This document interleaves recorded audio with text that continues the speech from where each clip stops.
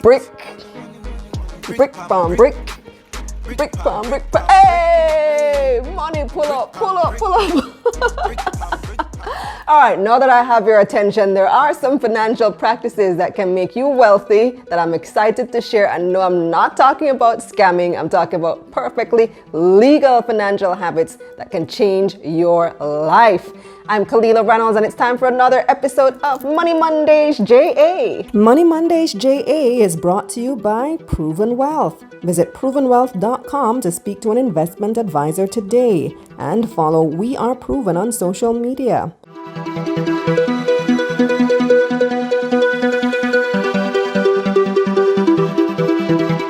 Before we get started, don't forget to like this video, subscribe to this channel, and click the bell icon so you can be notified whenever there is a new video. Also subscribe to my newsletter at KalilaReynolds.com where you can read a full transcript of this episode. A very rich man once said, "Wealth is largely the result of habit." Well, I prepared 6 financial habits that can change your life for the richer. The first, maximize your time. As the cliche goes, time is money, and it's so true. We each get the same 24 hours every day, but how we use those hours can make a huge difference. Let me put this simply. Get up early. Some of the wealthiest people in the world are usually up as early as 5 a.m. I guess that means my son is going to be super rich because he wakes me up at 5 a.m. every day without fail. You realize though that the earlier you start the day, the more you can accomplish. Schedule your day, use to-do lists to manage your time so that you can monitor your tasks effectively, and practice waking up at the same time daily. Establish a routine that will maximize your productivity. So less Netflix and more networking, less procrastinating and more brainstorming, strategizing and creating. Second, use debt wisely and minimize consumptive debt. These are the debts that drain your wealth, are not affordable, and offer no real prospect of paying for themselves in the future, like luxury cars that you can't really afford and credit card bills. Try to reduce these kinds of debt that drain your finances, restrict your financial freedom, and don't bring you any additional income. You can, however, borrow money to make money. Debt can be a useful tool for building wealth. These include business loans, real estate, and even student loans. I spoke about the difference between good debt and poor debt in a previous episode. You can find the link up here or in the description box below. Next, create a budget and stick to it. Monitor your spending and make sure that your budget is realistic. Here's a challenge. Figure out how much it takes for you to cover your monthly expenses, including recreation and living comfortably. Then aim to increase your income to make double that amount. So instead of just making a budget that fits your financial situation, aim to increase and improve your financial situation based on how you'd ideally want your budget. A budget doesn't limit your freedom, it should give you freedom. It's really about being intentional with where your money goes and where you need to take it so that you can live comfortably. I spoke a lot more about budgeting in this video up here. And that brings me to my 4th tip. Create passive income streams. I always emphasize the importance of making your money work for you so that you could just sit down and collect. Commit to regular investments. So this is one passive income stream that can lead to long-term financial security. Find ways to make money remotely or in your sleep. That way, if something happens to one stream of income, such as your regular salary, you have another or others to depend on. In the book, Making My First 10 Million, wow, I hope I can write that book soon. Brian Carruthers writes, if 100% of your income comes from 100% of your efforts alone, that is a recipe for disaster. What happens if you get sick, lose your job, you can't work, or you want to retire? Your income is gone. Make sure your money works for you, so eventually, if you stop working, you're still making money.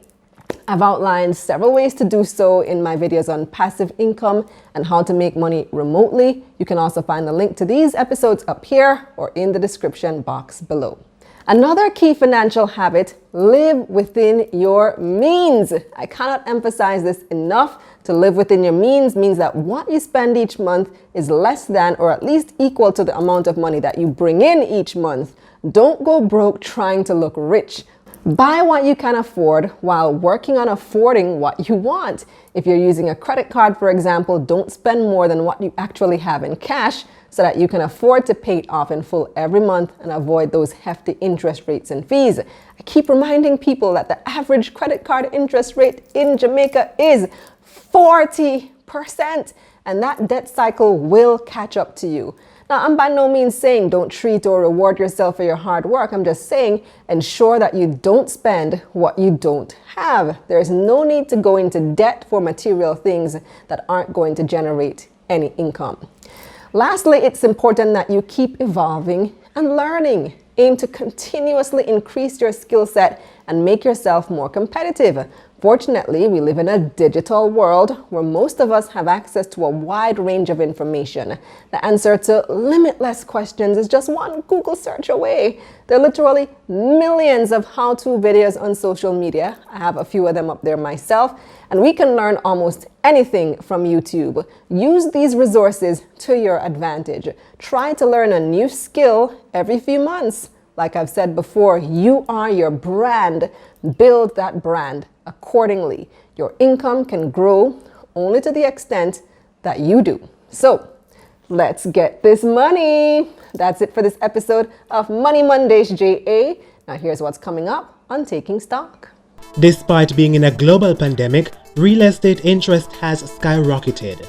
That's according to data conducted by Sci-Fi Studios Jamaica, the entity behind the country's first and largest digital real estate platform, Keys.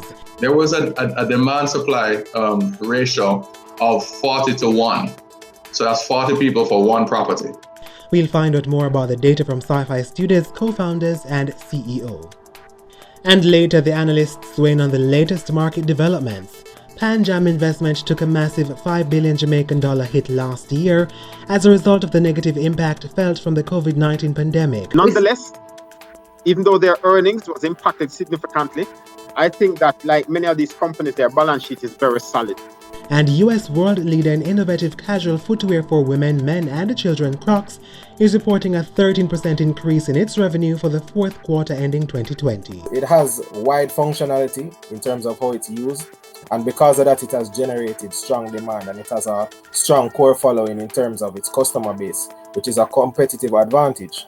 We'll discuss. Don't forget to like this video, subscribe to my YouTube channel, and sign up for my newsletter at KalilaReynolds.com, where you can read a full transcript of this episode. You can click the link in the description box below. Also follow me on Twitter and Instagram at Kalila Ray, and on Facebook at Kalila Reynolds Media. If you're into podcasts, find us on your favorite podcasting platform, including Spotify and Apple Podcasts.